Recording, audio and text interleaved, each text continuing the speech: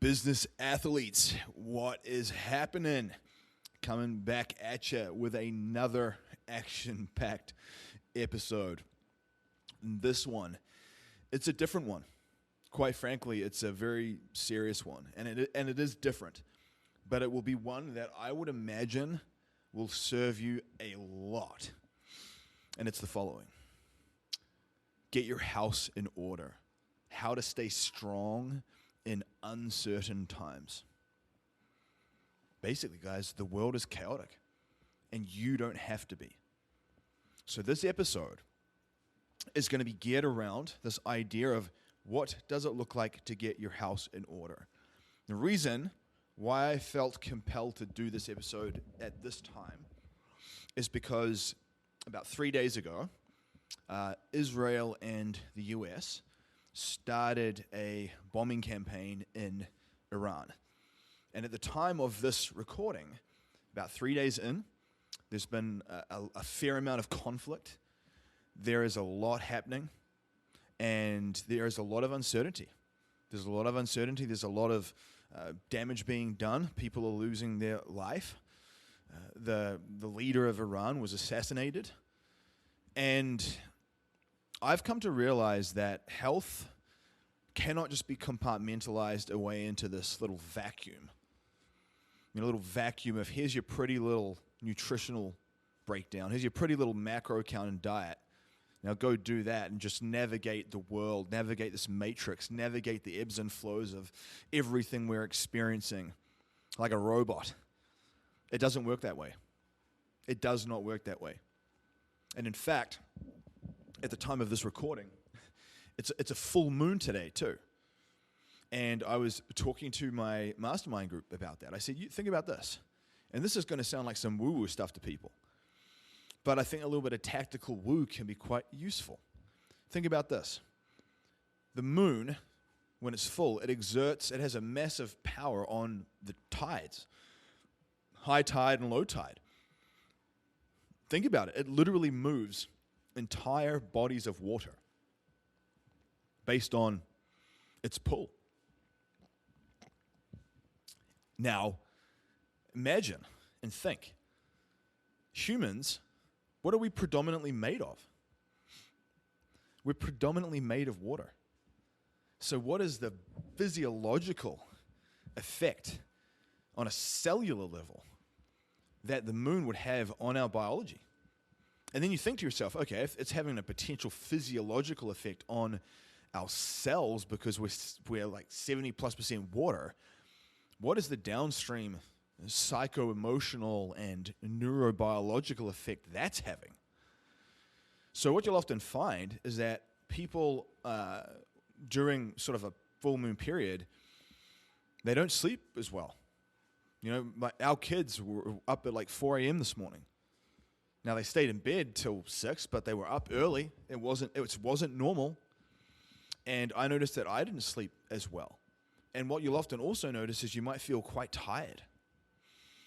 Now think about this. When you're in that state, so you've just been consuming a ton of conflict and stress and news updates and people's opinions, and then you add in a full moon on top of it. How do you think you're going to feel today if you don't have a good grasp on getting your house in order? And the reason why I think this is valuable, this is an episode that you want to listen to.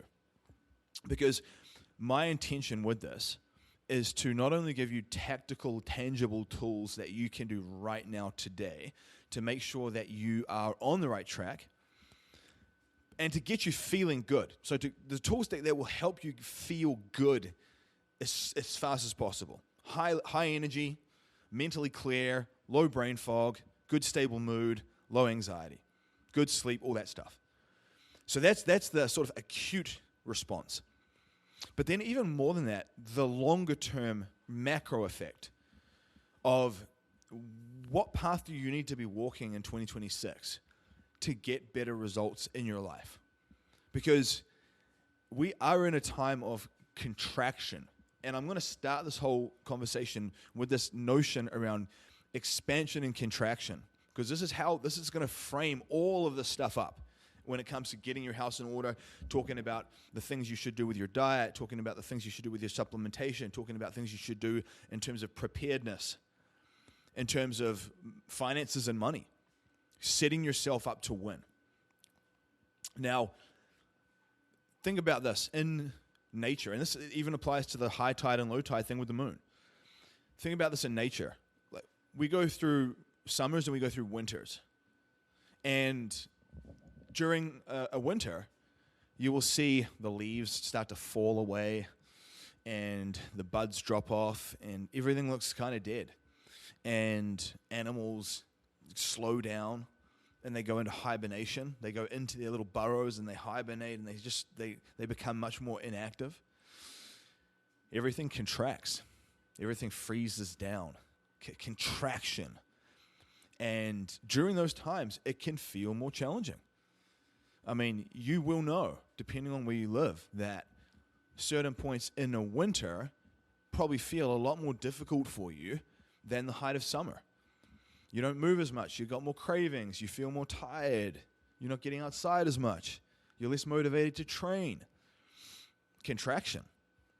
And equally in summertime, that's where people start to come out. They go on vacations. It's warmer. It's easy to get outside and walk.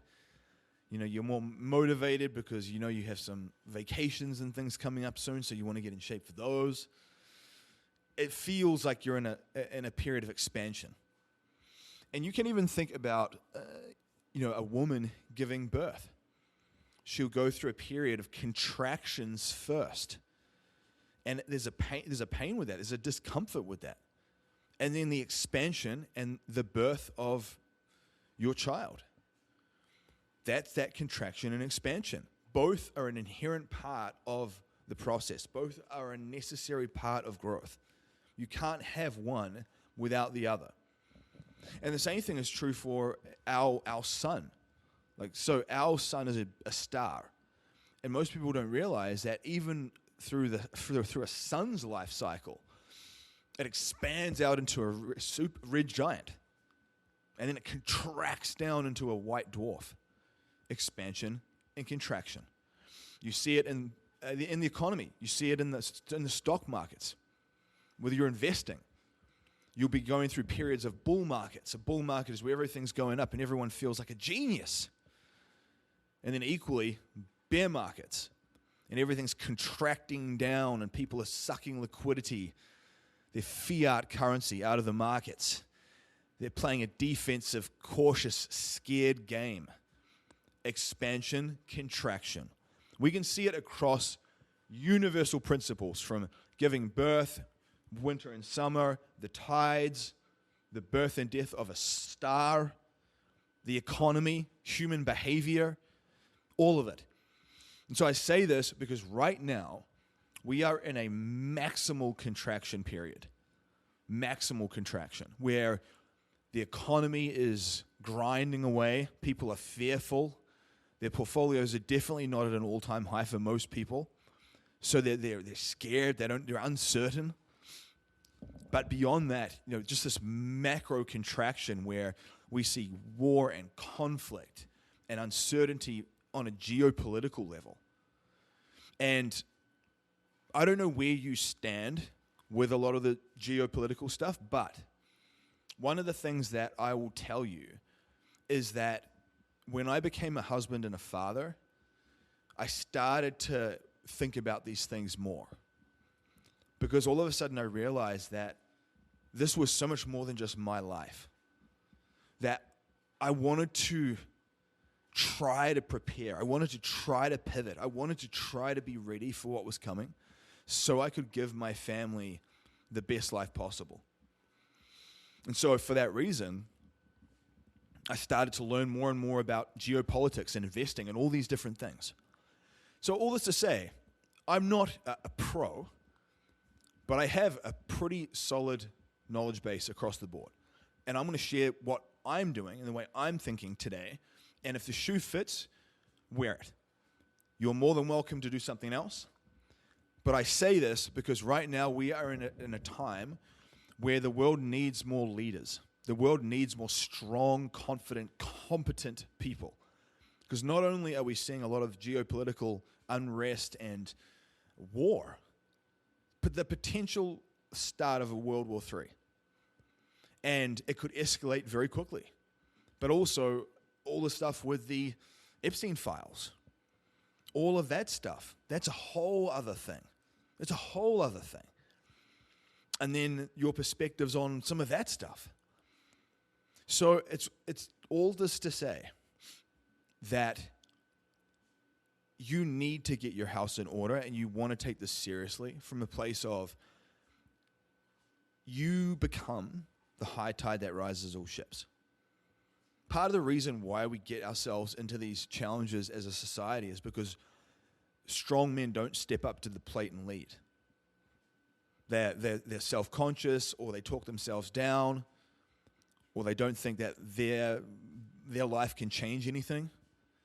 And I'm not just talking about strong men, I'm talking about strong women too. And so this episode is going to be tactical. It's not just going to be me giving you a philosophical rant. Because you know how I roll. I want it to be useful. I want it to be tactical. Yes, I'm going to be talking about the state of mind you need to adopt, for sure. But I'm going to be talking about tactics in there, because when you leave this discussion, I need you to be clear on some of the levers you are going to want to pull to make sure that you get to another level in your life. Another level in terms of your health, another level in terms of your faith, another level in terms of your psychology. So the first thing that I would say right out of the gate, pillar one, so to speak, is information discipline. Information discipline. Think of information discipline like your digital diet. You see, people don't realize that your physiology, your chemistry, your brain chemistry, your hormone systems, the stress on your nervous system, which all affects everything from digestion, sleep, energy, ADHD, all that stuff's affected by this, by the way. That stuff isn't just affected by your diet. So yeah, you can have the prettiest little macro bowl, lock it in, but if your digital diet is a bunch of junk food, you will feel terrible. You will not feel like you could if your diet and training were locked in. And this is an area that a lot of people, I think, they either overlook or they don't really take it seriously. So what I mean is this. With your digital diet, take a scroll of your social media newsfeed. Take a quick scroll. Is it a bunch of fear-inducing bombs going off, ranting, raving lunatics? People just wanting to vent, people wanting to trauma bond. We'll talk about trauma bonding. Or is it stuff that's useful and productive and intentional and positive? Now, I realize right now, because everything is very heightened, you will have some people that are sharing stuff about these news articles. So part of it is you do have to learn how to manage and navigate your own psychology. But the first thing that I would say is if you go to your search bar or your news feed, and very often someone will say, I just don't really enjoy going on social media because everyone's so negative. No, that's because you've set your boundaries so low that you're allowing a bunch of negative people to be in your ecosystem. And there's ways that you can navigate this too, by the way. So I'm going to give you some tools that I personally use that I think are very helpful. But the first thing is that mindless doom scrolling. That mindless doom scrolling. I tell people, you've got to be like a SWAT team. Get in and out fast. So I will block out times through the day where I'm in and out, and I go through like these habit loops. So say, for example, a habit loop might be, I'm going to jump on, and I'm going to post 1 or 2 stories to my Instagram and Facebook. Like I treat social media and I treat my stories like a digital journal and an accountability log that's also leveraged for my own personal brand and to warm people up to my consulting and services. So it's like a multi-pronged system.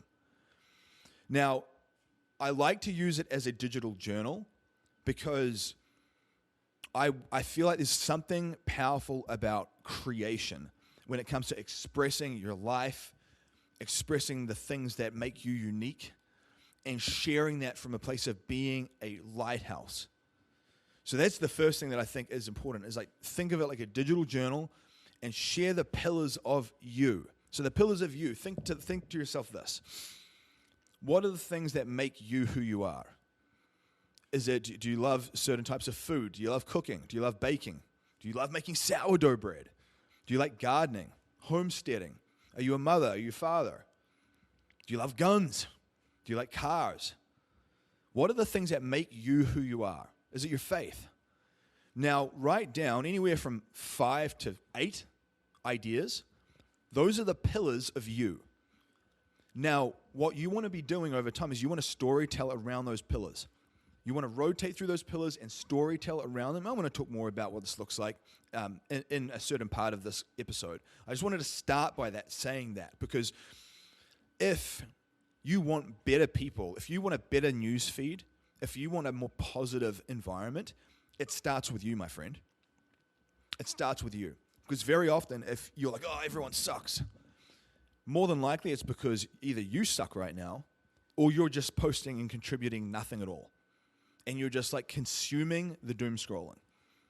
So you're going through the McDonald's drive-through of social media experiences and then wondering why you're getting digestive issues and heartburn. That's why. So the first thing to realize is that social media is like an emotional contagion. There's a concept in science called mirror neurons. And mirror neurons are basically where we actually start to take on and mirror the energy and the emotions and the behavior of the people around us. So if you are around a bunch of people that are getting really fired up and just want justice, you will start to feel that. You will often feel that. Or you might feel the complete opposite. But either way, that energy, that intensity is going to be ramped up in you. And you will feel prone to wanting to get in on the action, which is called trauma bonding. Get that when they've done research, they found that people would rather be angry than happy. That's why trauma bonding feels so appealing. You know, if you've ever got into like a rant with someone about something, some type of injustice, maybe you're on the same page and you just realize you both hate a certain politician. And you're like, oh man, this is great. I can talk to this person about that stupid politician all day long. And you just have this rant. That's trauma bonding. And you essentially build relationships over complaining. That's the worst way to build relationships because it's not built on a solid, productive foundation. So I just wanted to mention that is something you must be aware of at the outset. Now, what I would say, a couple of things. When it comes to your digital diet, first thing is you've got to have these structured habit loops when you go in and you're in there with intention. So in the morning when I get up, I drop my morning mindset audio messages into my main mastermind Telegram group where I'm talking about these types of principles. And I actually find that talking about these types of principles in the mastermind group helps me too. It reinforces these principles back into my own psychology. And I feel like I'm creating something that's useful to people. So that's one of the first things I do. Now, the next thing is I will go into the different mastermind groups that I'm in. So I'm in a number of mastermind groups that I pay to be in, and I also run a couple too. So I will time block and go intentionally into each one with the whole notion of add value. How can I connect with people in this group? How can I add value? How can I be of service to people in this group? Because I promise you, when you show up with that attitude, you will get a lot of good people coming into your life. Because you've got to get outside the me, what's in it for me type mentality. And I find a lot of people who are struggling, they're quite unconsciously selfish. I don't see them posting useful, constructive, productive stuff in any groups. I don't see them sharing anything that's like powerful or inspiring or useful. So they're not actually creating anything of like higher energetic value. That's the first thing. You've got to get past that. So what I would say is I get in and I contribute in these different groups. Now I think to myself, I can either post and share a little bit of value, share something I'm going through, share a lesson, share an insight, or I can just comment and support someone who's doing something and just acknowledge them and give them some feedback and give them some positive energy and give them a compliment. That goes a long way, guys. It really does. So I will go through 2 to 5 people in each group. It's like bang, bang, bang. So I go through that, I bang those out, and then I will often intentionally go and interact with content that is positive in my newsfeed. So I actually have on Instagram and Facebook, I will plug in keyword searches like Smoky Mountain photography, Colorado Rockies photography, like different places that just have beautiful photography. And I interact with a lot of that content in about a 1-minute burst. And what I'm doing is I'm re-engineering my search engine, because your social media will serve you up more of what you're looking for. So if you look at your social media and it's full of doomsday, apocalyptic stuff, it's because that's what you're consuming and that's what you're clicking on and that's what you're focusing on. So it's going to give you more of that. Equally, if we understand this principle, then you can focus on the positive stuff, personal development stuff, health-based stuff, beautiful photography, beautiful artwork. Doesn't mean that you don't consume some of the news updates and things, but it means that you have to every day intentionally curate your news feed with intention. It's like you're going through the garden of your life and you're weeding the garden and you're getting out all the little weeds around the vegetables that you're growing, so it's just beautiful fruit and vegetables that grow, and you're not having all these weeds accumulate, strangle the life out of these vegetables you're trying to grow. That's your mind. You have to treat it the same way. And so, absolutely, you don't want to be going straight into social media as soon as you wake up and right before bed. As soon as you wake up and right before bed is when your mind is highly malleable, meaning there's a lot more neuroplastic potential, where if you are consuming fear-based, stressful, cortisol-ridden stuff as soon as you wake up or you go to sleep, that really starts to embed itself in your psychology subconsciously. And that's not a good place to be. So I always tell people, you've absolutely got to make sure that when you first get up in the morning, you don't just go straight to checking your DMs and checking your notifications and messages. I actually pre-select a positive video or something that I will enjoy watching that's educational and useful. And I'll pre-select it the night before. So when I get up in the morning, I don't have to scroll around and look for anything. I've got the video, I go to watch that, and that's what I put on to kind of fill my mind, flood my mind with positive content, with useful content first. That neuroplastic window. And the same thing is true in the evening. In the evening, I have like a wind down process with the family. And so we're not even on the phones before bed. And you have to be strict with this, because you will notice it will affect your sleep. It will affect your sleep, and that is what you don't want to have happen. It's going to drive and rev up your nervous system. And so if you find that you're not sleeping well, if you find that you're getting sick more often, if you find that your digestion is not great, all of this is probably part of it. All of this is probably part of it. So the first thing is, like, you want these productive habit stacks where you go in and out like a SWAT team. In my coaching groups, like in the Business Athlete Council, for example, I'll get people to take a couple of pictures of their meals, for example, or some pictures of their supplement stack.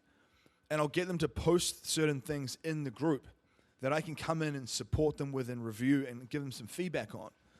So they're just getting these little level ups every day, these little tiny level ups every day. Now, that's also an action that you want to take. So you want to basically get into the group, drop in your accountability log, and get out. And then I jump in there and I'll help you fill in the gaps. But I find that people that are consistent with this, they always get great results.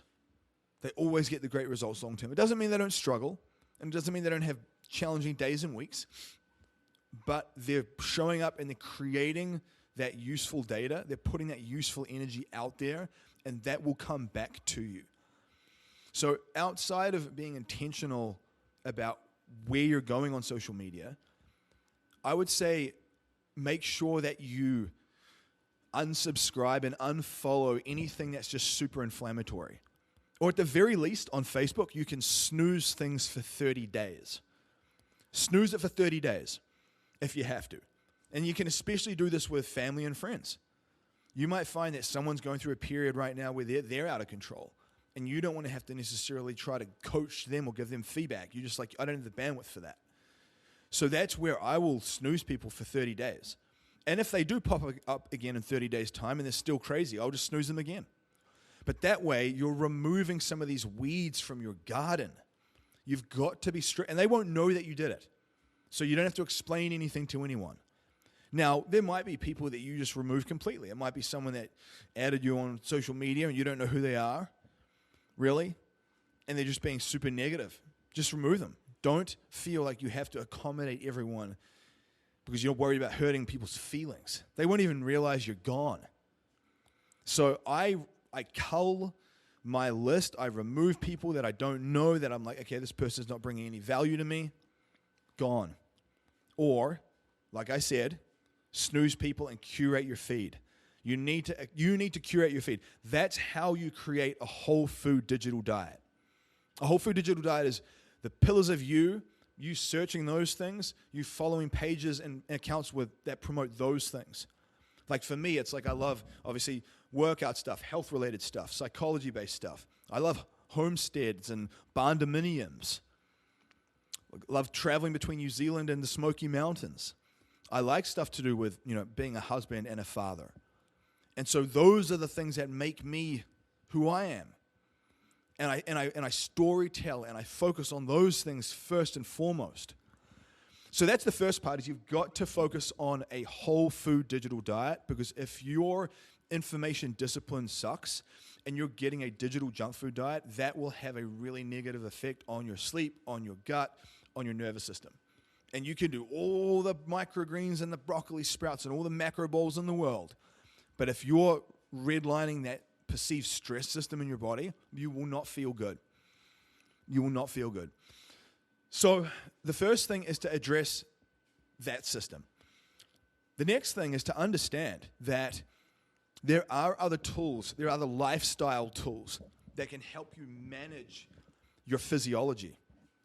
So this is, for example, this is where things like, breath work, like weight training, or high intensity intervals, or walking outdoors, cold exposure, or sauna, those types of things.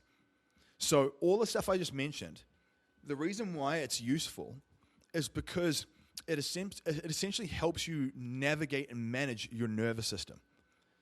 So I'll give you some examples of what I do. So I focus on my breathing, particularly before I eat meals. So before I eat meals, I slow my breath way down, and I'll focus on some nice, calm box breathing for 1 or 2 minutes before I eat. Because most people don't realize, if you're rushing and you're eating in a stressed state, you might get bloating and digestive issues. And it's not even the food itself. It's that you ate it in a stressed state. And so you need to calm that nervous system down. 1 to 2 minutes of just slow box breathing to bring that stress response down. The next thing for me is I train every day. I do something every day, and I see it as a pressure release valve. Think of yourself like a human Instapot. Imagine if that human Instapot with that steam valve opens and it lets all the steam out to reduce the internal pressure. Imagine if that valve was sealed shut. Imagine if someone duct taped that thing shut. What do you think would happen at a certain point? Your stew or your meal would explode all over the walls. That explosion looks like anxiety attacks. It looks like you feeling and being like a hot mess. It looks like you having maximal ADHD and just being out of control with your focus because you haven't used a pressure release valve to manage that internal pressure system. So I will remind myself every day that the weight training or even jumping on my air bike and pumping out a little bit of high intensity type work, that's that pressure release valve. And especially during times like this, where there's heightened stress and heightened uncertainty. Walking outside daily. I would tell you 2 times a day, at some point in the morning and at some point in the afternoon, get out and walk outside. I tell people do it more often if you can. And I'm going to when I'm talking about some business-related stuff, I'm going to talk about a few little tools and tactics that I splice onto the walking to really maximize that time. I'm very good at having built some habit stacks that I think are very useful for business athletes, entrepreneurs, high-performing people that will serve you. It'll allow you to get the walking in and not feel like you're getting behind because you use that time very wisely. But you've got to get that outdoor fresh air, sunlight stuff because your mitochondria in your cells are essentially going to charge up. You're like a human solar panel. And if you're not getting that fresh air, if you're not getting that sunlight, your mitochondrial health is not going to be as good. And so your energy will feel low. You'll feel like you're getting a lot of cravings. You'll feel like you're getting a good amount of brain fog because of the poor mitochondrial health. And then even beyond that, what I would tell you is that this is the principle of I'd rather be a warrior in a garden than a gardener in a war. Meaning, I think that especially as men, and obviously for the ladies too, this is still relevant to you, but as men, we have a freaking duty, an obligation to get strong, fit, a physical specimen. Why? Because if you are ever in a place where you have to physically lead, if you were ever in some type of conflict, if you're ever in some type of war zone, if you're ever in a situation where there's a natural disaster, and it relies on you being strong and fit, and you have to carry your family, can you do a pull-up by yourself? How are you meant to pull someone else to safety if you can't even pull your own butt up? How can you, if you can't even pick up your own body weight off the ground, how are you going to carry your family if you need to carry them? I know it seems even silly to sort of contemplate these things, but it's a serious questions to ask. Because if you can't do those things, when push comes to shove, if you were ever in a crisis, your family would suffer the consequences of that. And so what I tell you is this is why the training is so important. It's not just some cosmetic bull crap because you want to look good in your shorts for July 4th weekend at the beach. It's because you never know when you will be in that situation. I train like a warrior for that reason. That's why I even have a lot of people who will do martial arts. They'll do the weight training. I've got a lot of students who do martial arts, weight training, and some high-intensity interval work. So they're getting a well-rounded approach across the board. But at the very least, you've got to think of it as a pressure release valve to bring down that anxiety, to manage your stress, because you're not going to be the most productive business athlete, operator, professional if your stress is through the roof and you're feeling all anxious because you haven't discharged that energy out of your system. See, some of you guys, you're good at maybe the diet part of it, but when it comes to the training, you don't do it. You skip it, and then you're anxious all the time. You're running hot. You have that sort of OCD, hot running energy. People feel that, by the way. It's not a very appealing energy. People will feel more anxious around you. They'll feel more frenetic around you. That's not what you want. You want people to feel a sense of calm confidence around you. And that's something that you can create, but you will absolutely not be creating it if you don't use a pressure release valve and train every day. I can tell you that now. That's the way you know if you're doing that or not. Are you training every day? And when I say training every day, I'm not just talking about lifting weights every day. Now, I do a little bit of weightlifting every day, but what I would tell you is that training can come in many forms. Maybe training on one day is doing some yoga. Training on another day is doing the weights. Training on another day is doing some high-intensity work on the air bike. Maybe another day it's like going for a good ruck where you actually have some weight on you. You've got a 30 or 40-pound vest on and you're pushing it. Training can look like all of those things. And so I say this because you've got to get yourself physically strong and capable. There are good people, good men out there that I see on social media that love their family, and they would have a frickin' heart attack, collapse in a pile under pressure and stress. And your family would be doomed. I know that sounds very apocalyptic, but you need to hear that. And you know this is true, by the way. So you've got to stop ignoring it and pretending like it's not an issue, because you know it is. I know you've thought about it. Face that. Face it. You can do this, but you've got to be real about that. So I would say the breath work, the training every day, especially part of that's going to be walking outside.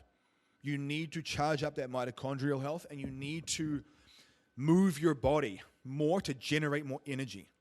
And so what I tell people is at least 2 times a day, 5 to 20 minutes outside in the light walking. Now, I repurpose this time, by the way. So you can go and listen to a podcast. You could get on a phone call with someone. Maybe you walk while you're on a mastermind call. A lot of my students, if you're in, and you will be in there at some point, I want you to jump in and get into my Anomaly Project course or get into my Business Athlete Council. If you've listened to all these episodes, you just need to get out of your own way and take the leap. And it's going to be on you to do that. But a lot of them will be walking while we're on the mastermind calls. They're out getting steps in. I encourage that. That's how you multi-purpose the time.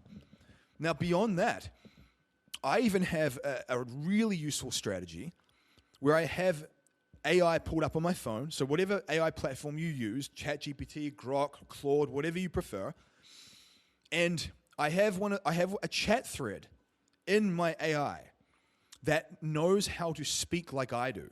Because basically what I did was I took about 10 of my popular status updates and I pasted those into this chat thread, and I said, look, this is the way that I write and this is the way that I communicate.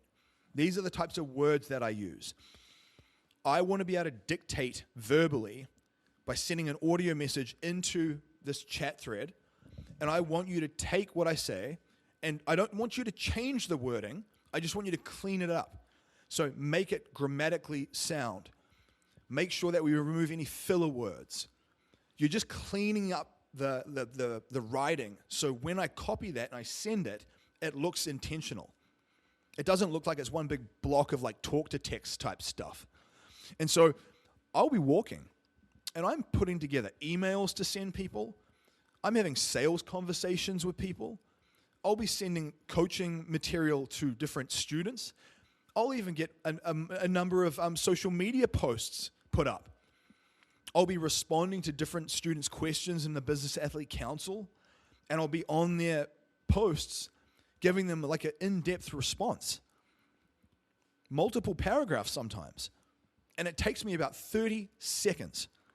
So I say this because if you can leverage your time like that, you will achieve so much in this life. And that's why I'm able to do all the things I do and stay on top of all the things that I stay on top of. So you want to use the walking time to charge up your mitochondria, to move your body, to help with your energy levels and digestion. And it helps with your sleep, by the way. And it makes fat loss much easier too. Like the walking will make your fat loss easy by comparison to what most people do, where they're just dieting and doing hard cardio and burning themselves out. Their nervous system's toast, and they're getting tons of cravings and hunger, and they feel tired all the time. That's what happens. And so the walking, 5 to 20 minutes, AM and PM, every day. I would say do it even more if you can. And even if it's just 5 or 10 minutes, that's a win. Now, beyond that, you can do things like cold exposure and sauna. So you can add those things in too. They all help. But definitely the key ones are the breathing before meals and the breathing when you first get up in the morning before you go to sleep, while you're not consuming that stressful social media stuff, and training every day, and then the step count outside and multi-purposing and habit stacking off that time. You do that every day and you weave that into your workflow and you watch out. Like, you will be in a place where people won't even recognize you. And that's a really empowering thing to realize that you can create that for yourself. So the main point here is that all of this stuff helps you with nervous system stability. Nervous system stability. Because I would say that that is often a big rate limiting factor for people, is that they are so strung out and stressed out, their physiology is just not good. You'll know this is true. Like, if you get a lot of digestive issues, if your resting heart rate's quite high, if you take a long time to recover from workouts, if you don't sleep well, if you feel like you've got a good amount of anxiety and ADHD type stuff, that's all biochemical reactions to like out of control stress management. So a lot of what I talk about in my other episodes of this podcast relate to that. Because that's the foundational stuff that you need to master to get your house in order. Because I'm telling you now, most people, they're well-intentioned people. I'll just be honest with you. Most people, they're well-intentioned people. They mean well. They don't want to be bad people. But they suck. They're not prepared for anything. They're broke. They're out of shape. They're burned out. Their self-talk sucks. They're super negative. And it all feeds together. You will not see a super negative person that has great results. You just won't, especially in all areas. You might see someone who's negative, who's like successful when it comes to like one thing. Maybe they're really successful with their with their body. Or maybe they're really successful with their business, but they're fat and out of shape. Or they have terrible relationships with their kids and their spouse. You won't see someone who checks off all the boxes. They have great relationships with their kids and spouse. Their health they look good and they're internally healthy. It's not just a visually cosmetic thing. And they have a good business that's meaningful to them, and they're creating legacy and impact. And they create a level of financial freedom that gives them options. See, for me, the biggest driver for me when it comes to the financial stuff is that it gives you options. It gives you the ability to choose. And I'm going to talk more about that because I think it's one of the most important things that comes back to getting your house in order. So nervous system stability is a key one. And that kind of ties in, like I said, it ties into the physical preparedness. So on one hand, with the physical preparedness, you need to make sure that you're strong.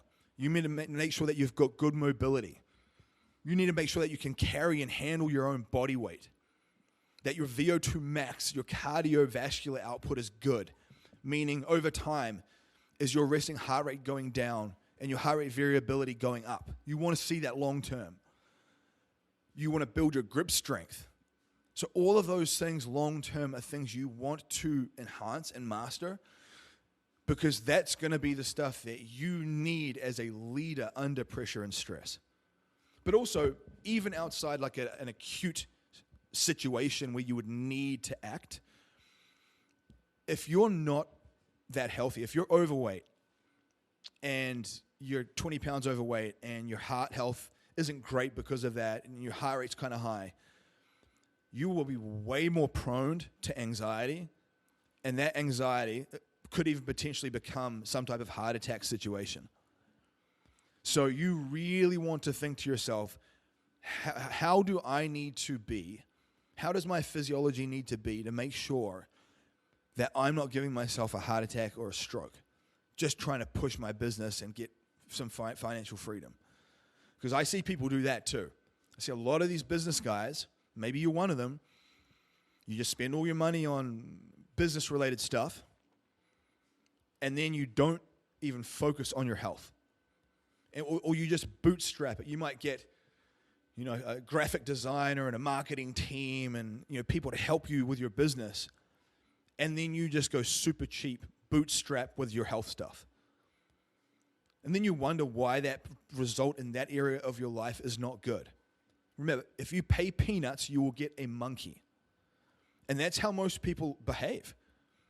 They don't think of themselves as this high-level investment, this high-level ROI. Over the last few years, I've spent hundreds of thousands of dollars on mentoring. Literally hundreds of thousands on mentoring. Most people wouldn't even spend $5,000 a year. And that's absolutely why their results suck. Because mentoring and learning from people who have gone before you is absolutely one of the most potent levers you can pull to collapse the time horizon to your goal and really learn how to get a better high-level result without having to fail so much. And you're doing so much guesswork and bootstrapping and bootlegging, and you make so many mistakes because you're having to figure it all out for yourself. When you can have someone come in there and help you collapse that time horizon. But the thing to remember is that with that physical preparedness, you're going to need to be physically healthy to handle the pressure and stress of this life. If you have any ambition as a business athlete, it's challenging to build the legacy and the life that you want. It's challenging to be a good partner and a parent and build a profession, whether you're a professional or you're an intrapreneur or an entrepreneur. If you have aspirations across the board, it's not easy. It's some of the hardest stuff that you will ever do in your damn life.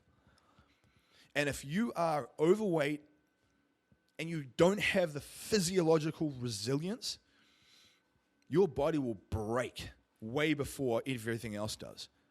And that's where you'll run into the heart attacks. That's when you'll run into the strokes. That's when you'll start to notice your sleep gets really bad. And you're just not going to be that best version of yourself when you're in that place. You are not going to be the parent or the spouse or the leader, the employer that you know, or the employee, the entrepreneur that you could and should be. You have to recognize that your physical health, you need, again, the whole principle of being a business athlete ties into this. That if you want to be really successful in your business, in your occupation, and you want to have good relationships, and you want to do it where you can play a long-term game, where you're not burning out and having a midlife crisis and your health just falling apart in your 40s, because you've intentionally built out a strong, physiologically strong body. And then just the thought that has as you as a walking billboard. Whether you want to admit it or not, people will look at you and they will make assumptions about you. That's just the reality of this world. We are just human animals and we base things off visual cues. And if you have two equally competent people side by side, they're both very good attorneys or they're both very good health coaches or whatever it is. But one of them is in great shape, like visually, good shape and a good energy. They seem to be really healthy. Their skin's bright. They're all bushy-eyed and vital. Or if you have someone that's equally as competent with the occupation, but they're 50 pounds overweight and they look exhausted, they're fat. Who do you think people will gravitate towards more? They're going to gravitate towards a person that's dialed in physically. It's that natural instinct. Because part of it is, in their mind, whether you realize it or not, people are often saying, well, this person might be nice and they might be good at what they do, but they're clearly like not very disciplined when it comes to their health. So if they're not very disciplined when it comes to their health, how are they going to be disciplined when it comes to making sure that they give me a good service? You know, I don't want to be their guinea pig. I don't want to be their test subject. I want to know that the money that I'm spending is from someone that crosses their T's and dots their I's. And so you've got to remember that physical preparedness doesn't just relate to your physical strength and capability to lead your family if you're ever in a crisis situation. And it doesn't just set the tone and the standard for your family and the people around you. But it's a walking billboard. And so if you want to be more effective and you want to get more good people coming into your ecosystem and you want to make more sales easily, you have a vested interest in recognizing that walking billboard is a huge part of this process. So that's why you need to have a good training cycle, a good protocol, a good structure, a good system. For heaven's sakes, that's why I say get into my Anomaly Project 6-week course to start with. If you lock that in and do that well, you will absolutely be on the right track. Or if you want something that's a bit more than that, get into the Business Athlete Council. But pros get pro help, and amateurs, they just bootleg and guess, trying to save money. And I get it. I get there's a time and place where you want to try and learn things. I do get that. But I also recognize that you need to see your health, your physiology as your greatest ROI. And if you can put effort and income into that, you will see so much reward across the board. So much reward. Now, the next part, kind of tying into a little bit more of the physical preparedness, is metabolic stability. So what people don't realize is that your energy, your ebbs and flows of your energy, like peaks and troughs, you feel energized and you feel really tired and sleepy, you're getting brain fog, you can't concentrate. A lot of people who think they have ADHD or they have some type of mood issue, bipolar, very often it's just a ton of metabolic instability. What does that even mean? It's basically insulin resistance. It's insulin resistance combined with sleeping like garbage. So it's someone that doesn't really prioritize their sleep cycles and their sleep habits and sleep hygiene. But it's also someone that is insulin resistant. So they're eating a processed, refined carbohydrate diet. They're not sticking to macro bowl concepts. Episode 11 of this podcast, I dig into macro bowl concept. They're not sticking to a diet that's predominantly whole foods. You know, foods with one ingredient. Brown rice is just brown rice. Blueberries are just blueberries. If you were to combine a multitude of foods with that principle, you're already winning. And so it's all the refined garbage. It's all the junk that people consume. It's all the snacking. And because of that insulin resistance makes your blood sugar go up and down like a roller coaster. And that's part of what drives that ADHD. So if you want to perform better, if you want to have a more stable mood, if you want to have less anxiety, if you want to have more mental sharpness and acuity, you need to clean your diet up and get locked in with a good dietary protocol. I often future pace how I want to feel. So what I will do is I'll think to myself, okay, what do I have on tomorrow? Do I have a podcast that I'm going to be interviewed on? Do I need to have an important phone call with someone? And I think to myself, now, because I have these important targets that I need to hit where I'm dialed in, it's in my best interest to make sure that my blood sugar levels are nice and stable. And so that comes back to the diet choices. It comes back to, so walking, good diet choices, not drinking liquid calories from sugar. Like I'll use the stir-flavored water drops and Zevia soda waters, not juice and stuff like that. And again, that's the one thing that people do with kids, giving your kids lots of juice and then wondering if they've got ADHD. Get them the stir-flavored water drops. Things like alcohol, different substances. That's a big one. That will really be a weak link in your chain.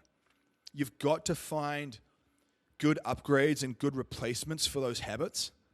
And you have to get in environments where people are focusing on other things. And they're pushing themselves to be better because you want that too. So if people are drinking a bunch of alcohol around you, that's where I'd be saying, you know, what environment are you putting yourself in where that even happens? Maybe you have to start looking at changing your environment.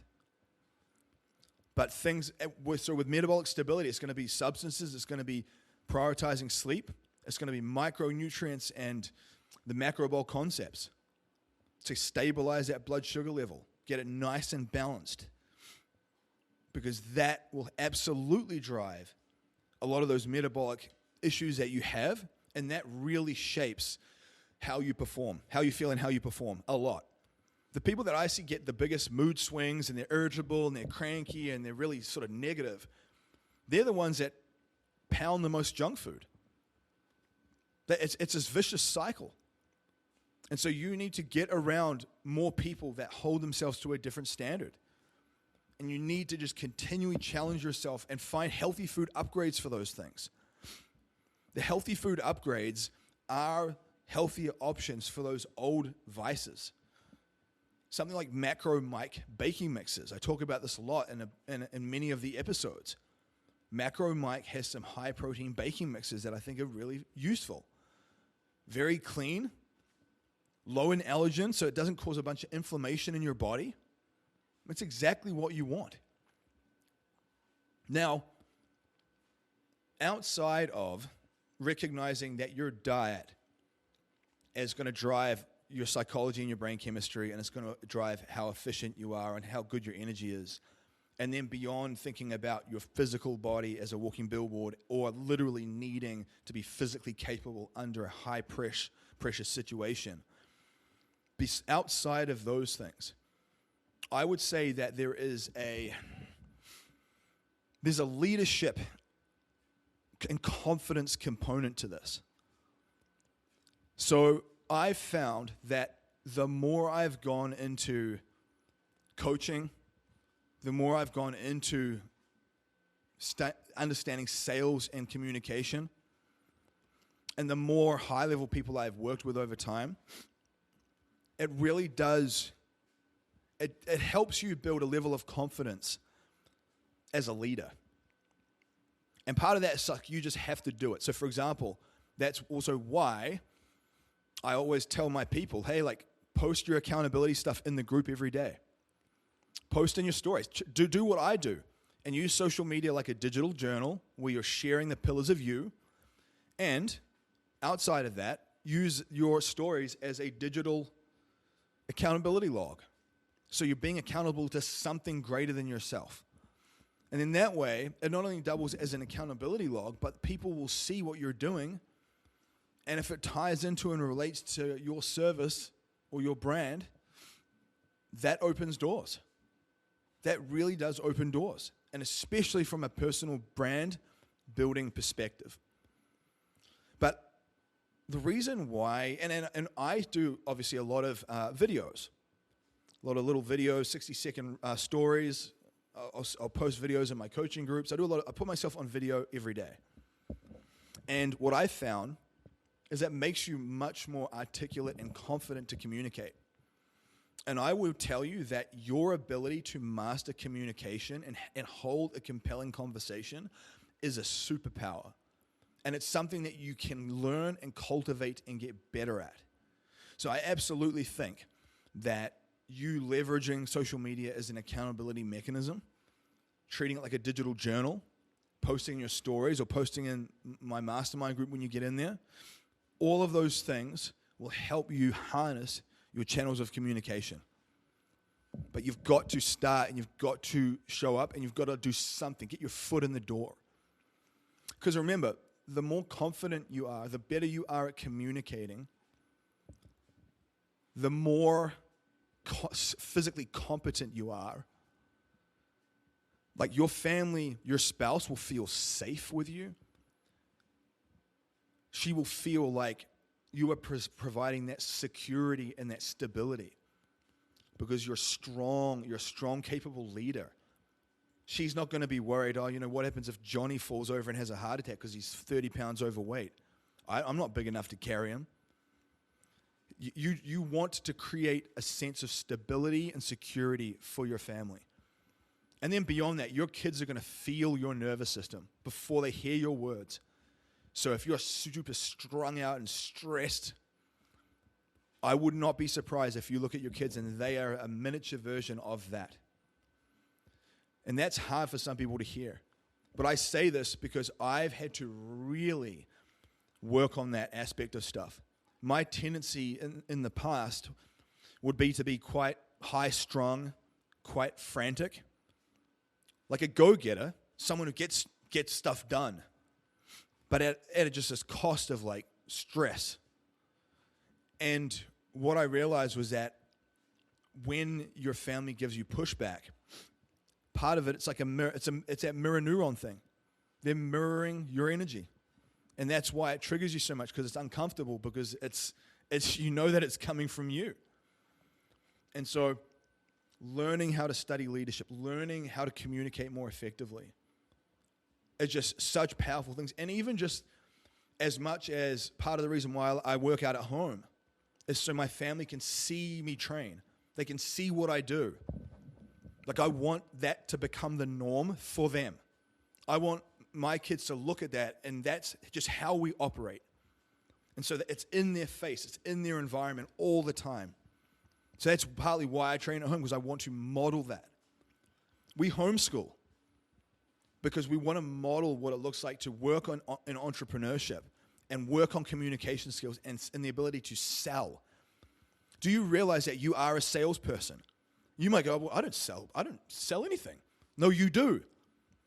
Obviously, if you're an entrepreneur, you absolutely sell stuff. But even if you were a stay-at-home mother, which is an amazing role, you are selling ideas, you're selling your values, you're selling your ethos. Like, whatever makes you you. Are you Christian? You're inadvertently selling that idea. Are you a health person? Are you into health and fitness? You're selling that idea. You are selling what you are.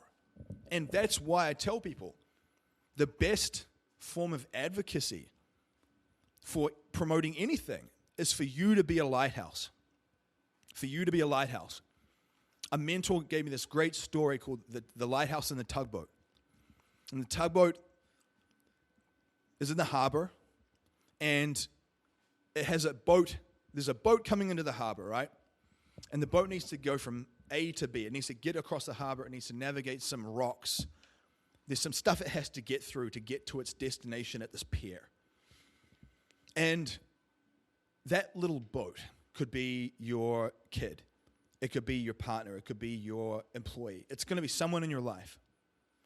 Now, the tugboat goes out there, actively goes out, connects to the boat, like gets the tugboat line out, and it anchors the tugboat line to the other boat that's kind of bobbing around kind of aimlessly, not really knowing where to go.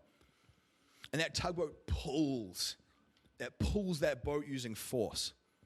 So it's going to drag it towards the finish line. And sure, it might get the boat to the pier, to the destination.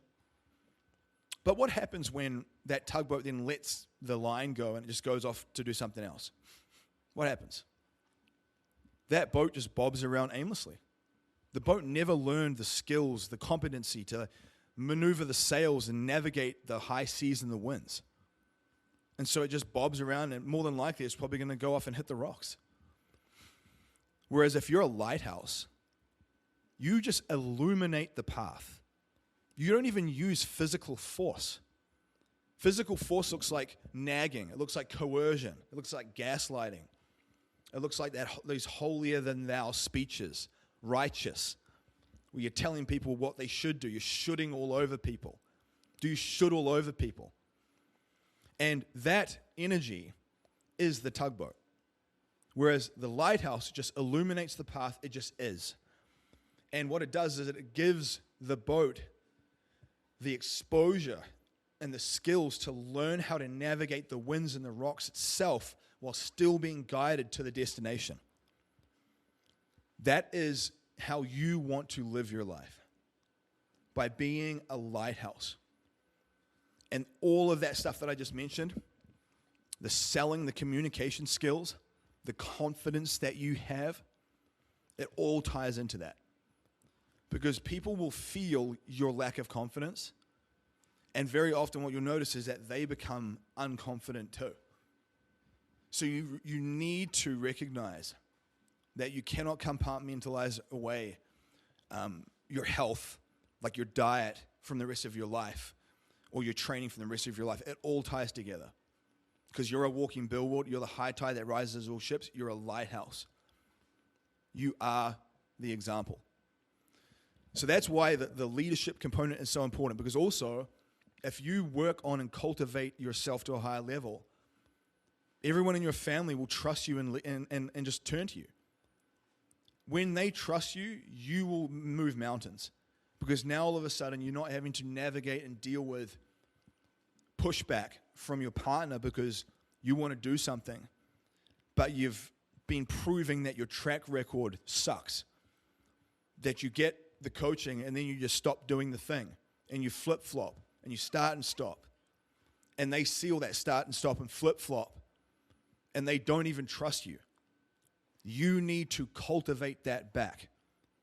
And it starts by taking leaps of faith and working on that stuff right now. And that's why I always plug in there and I always say, get into the Business Athlete Council, reach out for some one-on-one. Because the fastest way you can learn these skills and acclimate to a higher level is to get around people that are doing it. The best way to learn a language is to go live in that country for 6 months. Get into proximity of people that are living and thinking and operating this way. It's so important. Now, let me grab a drink quickly. Now, what I would tell you is part of your preparedness, part of your physical preparedness is you need to have preps. You need to have supplies. That's part of getting your house in order. Yes, you want to be physically competent, but get yourself an inventory of freeze-dried food. Get yourself a backup water supply. Have a bunch of cases of water and get some of the filtration straws where you could drink out of any water, but it's got such a high-quality filter on the straw that you can drink that water. So I have a bunch of freeze-dried food. We could make macro bowls, basically. I've got a bunch of that stuff. I've got a pretty substantial water supply and water filtration system. Backup power. Either get a generator or just have a series of these backup battery banks that you can charge up. So at the very least, you can power devices on a smaller level. That's the very least thing you want to be doing. Have some home protection. Depending on where you are in the world, we're in Tennessee. In Tennessee, you can legally concealed carry a firearm. Have home protection. I know for some people that aren't American, that sounds crazy, but I would rather have it and not need it than need it and be screwed. And it's that principle about being a warrior in a garden, not a gardener in a war. So I'd rather be physically strong and threatening and have it under control and have firearms and have them under control and not need them. And so I have a long gun, a rifle. I've got a handgun. I've got and you want some type of rig that you can throw on. Sometimes people will have like a plate carrier. So you have things to protect yourself and your family. I've had people before literally get upset that I talk about this. And because they, obviously if someone's very, very liberal, they might not like this idea. And quite frankly, I don't care. Like at the end of the day, if I need to protect my family, your feelings don't really matter that much. My family comes first. And so have that home protection, whatever that looks like for you. And have some backup ammunition supplies. Have some type of combat knife or some type of knife that you can use to do things with, like a utility, right? You want utility tools. You want things that are versatile. You want things that are versatile. Now, beyond that, you want to have medical supplies. You want to have some good med kits. Have a good med kit in your vehicle. Have a really good med kit at home. Get yourself a Jace case. J-A-S-E, Jace case. Jace case has a lot of prescription-based medications, different types of antibiotics. Now, in a crisis situation, depending on what happens, you absolutely want to have access to those things. I have things like a Jace case with antibiotics. I have a lot of other things, like iodine tablets, things that can help with radiation. So think to yourself, infections, radiation, that type of thing. So again, I'm not going to go into the details of all of that because this is a whole topic in and of itself. But food supplies, firearms and protection, utility tools, knives, that type of stuff. types of medications that are maybe prescription-based through Jace, and then different types of things. Even just getting a backup system of multivitamins, having like a good multivitamin that you have as a backup inventory. So if you ever needed to, you guys are still going to get some good micronutrients into your diet. Even if you had to eat very simplistically, you're getting that little multivitamin in as well. So you're just thinking in terms of backup systems. And any other survival stuff, survival blankets, anything that you think is useful from a survival standpoint. Right? There's a guy that I follow on YouTube called Canadian Prepper. So Canadian Prepper does a ton of videos over the years about lots of prep-related stuff. Go and follow Canadian Prepper and just go watch a lot of his reviews and videos. Just start learning. Just start learning. Just start imperfectly. If you feel overwhelmed, like I'm just telling you, you've got to go out and buy a ton of products, just start with one thing a week. This is a lifelong process. But you've got to start these things. You cannot just be like, oh, I'll get in shape next month. I'll get the thing next month. I'll get the coaching next month. No, you've got to do it now. Because you and I both know, otherwise it will never happen. It will never happen. Outside of those physical things, you want to have precious metals or some type of financial bartering ability. So if for whatever reason the grid went down, the power was out, and you need to have something to barter with, you can't just be like hoping to send them some Bitcoin or just pull up your Chase account and wire them some money. So things like gold, silver, platinum, but particularly gold and silver, and even having some cash on hand. Have some cash. Because early on, if power was to go out, initially cash will be used. And at a certain point, you'll need to move into something like gold and silver. We have an inventory of all of those things. An inventory of all of them. So that way you can get stuff if you need it when there's no electronics. You can use possessions as bartering tools as well. You can use ammunition. That's why some people will have a nice watch, like a Rolex. They'll use a Rolex as a bartering tool. So it depends on where you're at and how much money you want to spend on these things, but you just have something in your inventory. Have something as a backup. You want to have that backup cash supply. It's a peace of mind. Beyond that, I would just be saying make sure that you keep your fuel tank topped up. Don't let your fuel tanks run down to empty very often. Like, pay attention to that. If you need a little bit of backup fuel with some fuel stabilizer in it, have that too. You never want to be put in a position where you've got to jump in your vehicle and go, but your vehicle's empty. Just be thinking about these things proactively. What I would also tell you is you need to have some type of process to where are you going to connect with people if you lose them or there's no power, right? So you have some type of family plan. We will meet at this location, or we'll leave a certain object at this location, and then we'll meet up somewhere else. So just have an idea of how you will connect with people if you ever lose, if everything goes down and you don't have the ability to connect. And also have people that you know, you learn and know and trust in your area. This is where personal relationships can be really useful. So you can look after each other. You can watch each other's homes when you go somewhere. You all have slightly different skills, and you bring different skills to the table, right? And it's just good to have those personal relationships. It's just a good thing to have those. But I say all this because all of this stuff ties into your own personal brand and your ability to generate income online remotely. This is one of the most powerful things you could do.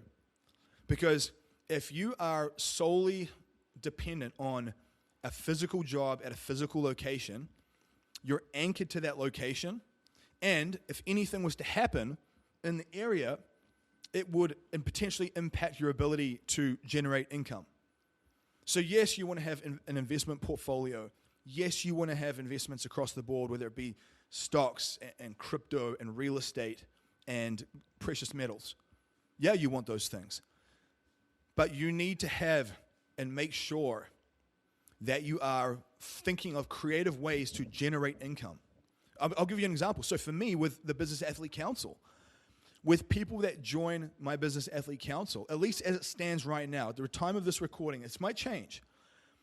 I do a profit share with people. So say, for example, you join my Business Athlete Council, and then you enjoy it so much, you share it with some of your friends, and they join. We do a 50-50 profit share on their membership for as long as they stay in the group. And I do this because, one, I would rather reward good people who are really taking the time to share what I do and they care than spend money giving Mark Zuckerberg Facebook ad revenue. That's the first thing. And the second thing is I want other people to be entrepreneurial and I want them to win. The way I think about this is how can it be a win-win? A win-win-win where we're getting good people come into the rotation, they're getting results, you're getting rewarded for being that organic marketing and that word of mouth for what I do. Because I will tell you guys, one of the coolest things you could ever do for your entrepreneurial friends is talk about and share what they do. Please talk about and share what they do. Because entrepreneurship is one of the hardest things I've ever done.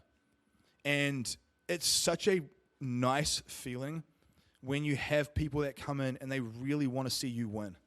It's such a beautiful thing. It's a real gift. So really make sure that you do that. But what I was going to say was that your personal brand, so this ties back into the pillars of you, the different things that make you unique.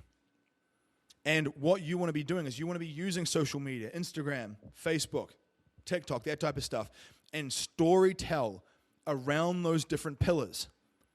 Like, what is something useful? What is something interesting? What's a part of your life you want to showcase?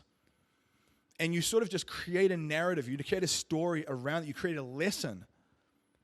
And I find that when I do this with my family, and then I talk about psychology, and then I talk about some world affairs, and then I talk about health and fitness, people get to know who you are. People buy from people that they like.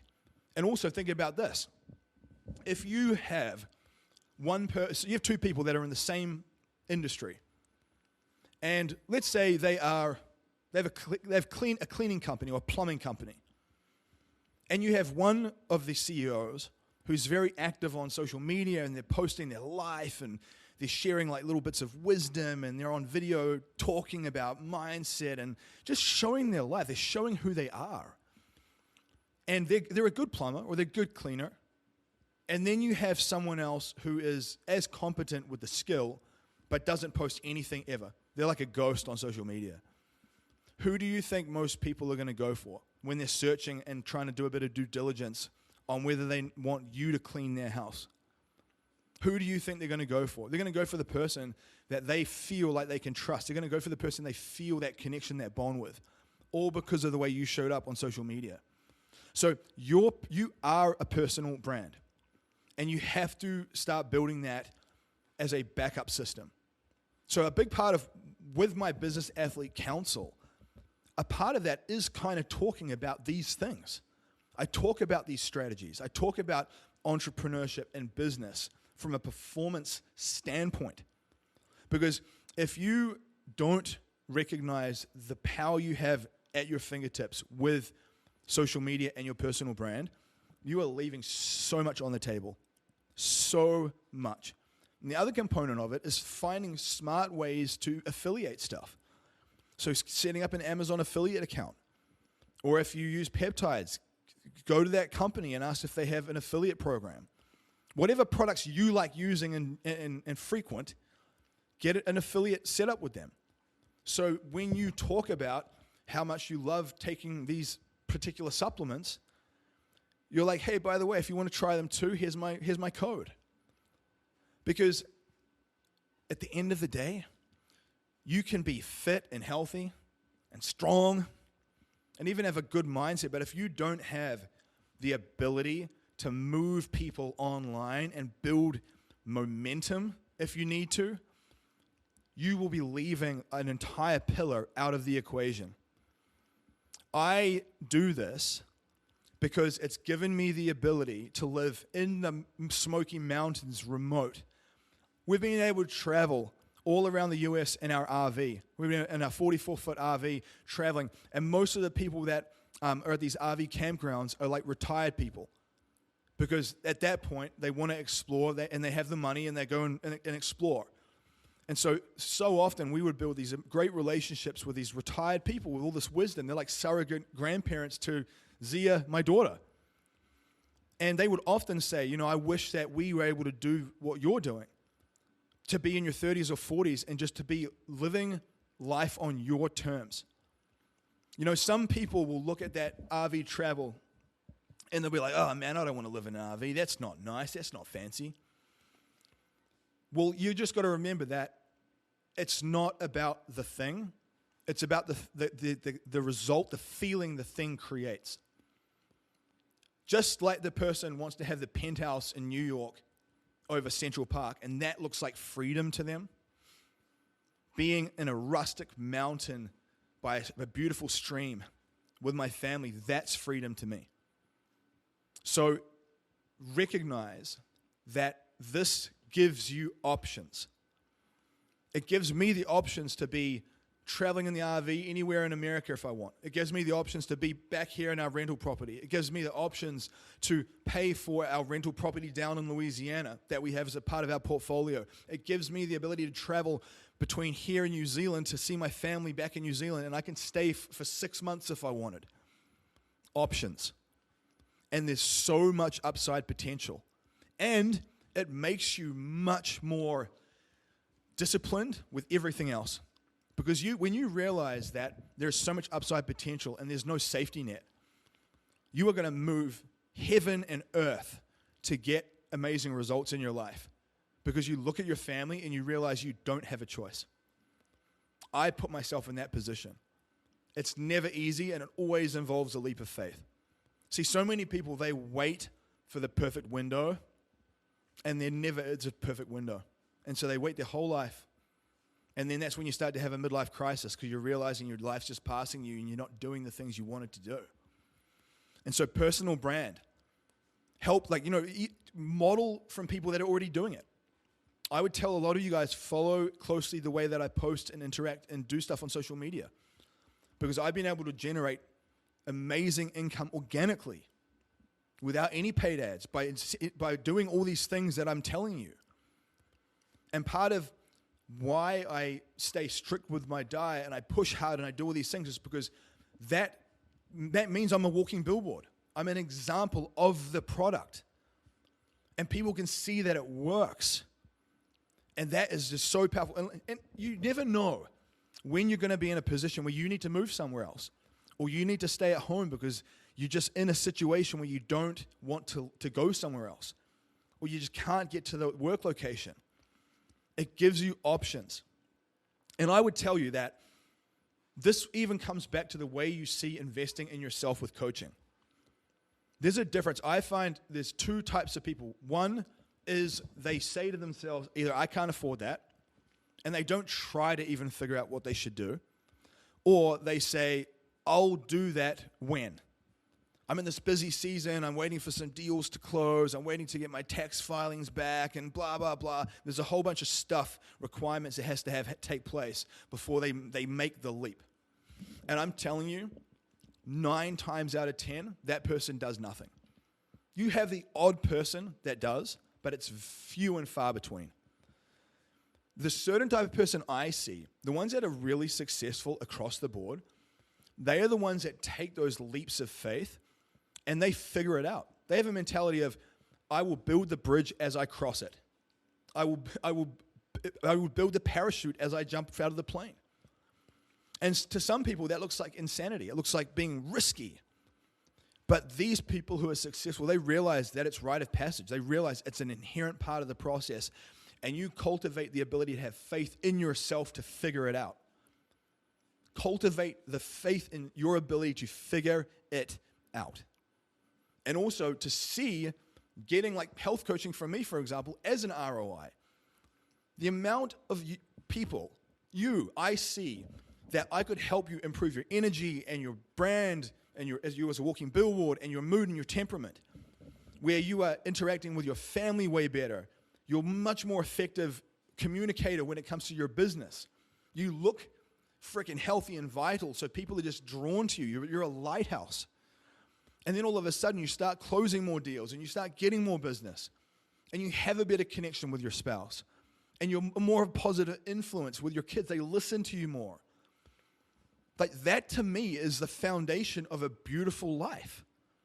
And people think that health coaching is just some vanity thing of like getting in shape for summer or just doing it because you got bad news from the doctor and he said, you got to sort your life out or you're going to have a stroke. So you're just doing it from a place of that. You don't realize how much you leave on the table by not getting into rooms with people like myself that can collapse your time horizon to your goal. So if there was ever a time I would tell you to take a leap, you just got to take it now and realize that's all you have, and you've got to back yourself to figure it out. I've done that so many times in my life now to the point where I recognize it's a rite of passage. So I say all this because your ability to get your house in order and to realize that all of this comes back to like your faith. Whether it's your faith in God, whether it's your faith in the universe, you have to have that spark in you that you believe. Because you'll never have all the information in front of you that you need to make a concrete, confident decision.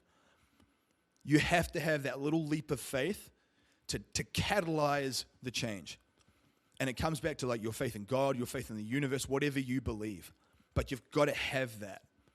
And you've got to future pace and envision what you want your life to look like. Like 1 year from now, if I could wave my magic wand and create the beautiful, perfect day in the life for you, what would that look like? Where would you be? What would you be doing? How would you look? What would you be driving? What would your house look like? Who would you be interacting with? You need to play that like a mental movie reel in your head and anchor back to that every damn day. That's why I'm so compelled to do what I do. And it's why I've achieved what I've achieved so far. And I just still feel like I'm getting started. And I say this because you can achieve this as well. Do not just let this information be shelf help, where it just sits on the shelf and it gathers digital dust and you don't do anything about it. If I was going to give you a synopsis, get yourself in the shape of your life in the next 6 months. Stop dicking around, stop coming up with stories, and just commit. Leap. Walk every day. Get your step count up. You're too sedentary.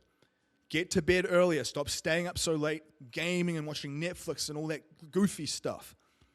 Get to bed earlier so you can wake up early and you can wake up with intention. Talk to people about business and things you're excited about. Build your personal brand. Story tell around the pillars of you. Get out of your own way. Stop feeling like, oh, but I'm not ready, or people won't think what I have to say is very interesting. If you have that attitude, that will be a self-fulfilling prophecy. You've got to realize that you have knowledge and skills that are useful to people. Do you want to create financial freedom for yourself, or do you want to remain a slave? Because over the next couple of years, we are going to see a great divide, a K-shaped economy, where there's going to be people who create a level of freedom, where they have options, or you're going to have people that are just stuck. And honestly, a lot of people are going to get stuck. With AI coming and everything else, that's why being a business athlete, it's why having that clarity of mind is so important, because it's like energetic currency. You can predict what's going to happen. For example, I had a large crypto portfolio. And right when Bitcoin, at the time of this recording, Bitcoin got up to about 125,000. I exited the market entirely at 122,000. And now I re-enter in dollar cost average as we're going down. So now I'm literally doubling what I had. Because one, I had patience. I didn't just swing trade erratically. And I had my finger on the pulse of geopolitics and macroeconomics. And I had enough mental clarity because chemically, I'm healthy. And I don't even say that to like brag, because you can do that too. But I say that because it's leaps of faith. And it's being healthy and clear-minded enough to make strong, powerful decisions. Just like I said, on the day that America and Israel bombed Iran, I literally said on the day, I said in the next 24 hours, they are going to start an altercation. In that post, I even said, and you need to get your house in order because millions of people came across the border undocumented in the last 4 to 5 years. And there are a number of terror cells in this country based on well-known CIA analysts that have been on like Sean Ryan's podcast and just making people aware. And I say that because you need to keep your head on a swivel. We aren't just thousands of miles away from conflict where you can watch it on social media. Like, it will be coming to us. And obviously, it's to say not to live in fear. I don't live in any of that fear. It's like a calm confidence. The voice you hear me with speaking now isn't coming from a place of like being manic or like fear-driven. It's just being blunt and clear to you that I can see where we're going. And if you can get your house in order now, and you can position yourself in a good way now, you will set yourself up for your family and yourself to have a beautiful life. Because I genuinely believe no matter what's happening around us, we have that ability to have that beautiful life. And it starts with a decision. It starts with a perspective. There's always going to be conflicts in this world. There's always going to be things to be worried about. There's always going to be things to be stressed about. If we argue for our limitations, we get to keep them. If you argue for your limitations, you get to keep them. So don't defend that. Argue in favor of why you can achieve things. What is the upside? What if this could work? Take those leaps. Get off that sideline. And get your house in order from a perspective of possibility. Yeah, sure, you want to be aware, but you don't want to live in fear. You want to do it from a place of possibility. And it's a lifelong process too. All the stuff that I mentioned, it's a lot of things. So you just got to begin. You just got to begin. And guys, this comes back to just being a better person. When you are in a better place physically, you can serve your community, you can serve your people way more. You're better to people. When you have a surplus of energy and a surplus of capital and a surplus of just life, you are able to help other people so much more. And I would actually say that's one of the most beautiful parts of this life, is being able to help and provide for other people because you can, and it doesn't take anything away from you. That, my friend, is the business athlete ethos. So if you want help with this, reach out, get in the tribe. If you found this useful, please share this episode. I cannot tell you enough right now that we are in a time where people need to hear this information. Because I feel like we're moving into uncertain times, and in a world where everyone will be playing a fear-based contraction, penny-pinching, hoarding game, how can you expand? How can you be expansive? Remember, contractions and expansions. We want to play that offensive game, that business athlete ethos.